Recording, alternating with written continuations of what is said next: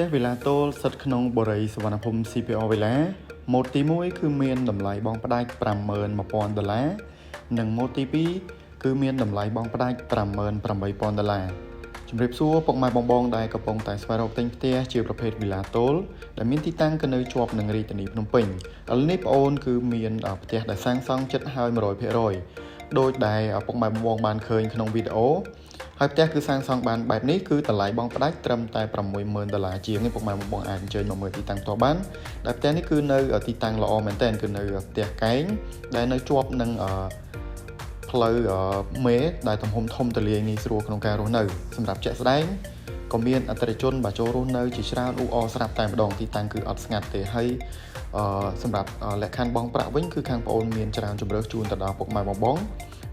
ងអាចបង់ប្រចាំខែជាមួយនឹងខាងក្រុមហ៊ុនផ្ទាល់ចន្លោះពី$300ឡើងទៅគឺអត់មានការប្រាក់ទេហើយសម្រាប់ការបញ្ចុះតម្លៃវិញគឺយើងមានការបញ្ចុះចាប់ពី$4,000រហូតដល់$14,000ទីតាំងគឺងាយស្រួលក្នុងការរស់នៅគឺនៅឈៀងខាងលិចផ្សារព្រែកភ្នៅសម្រាប់ពុកម៉ែបងចង់ជ្រាបព័ត៌មានបន្ថែមបើអាចឆាតចូល page ឬក៏ទំនាក់ទំនងតាមរយៈលេខទូរស័ព្ទក្រុមការងារនឹងចាំលម្អិតព័ត៌មានភ្លាមៗជូននៅពេលនេះដែរខ្ញុំបាទវិសាលសូមអរគុណនិងសូមជម្រាបលា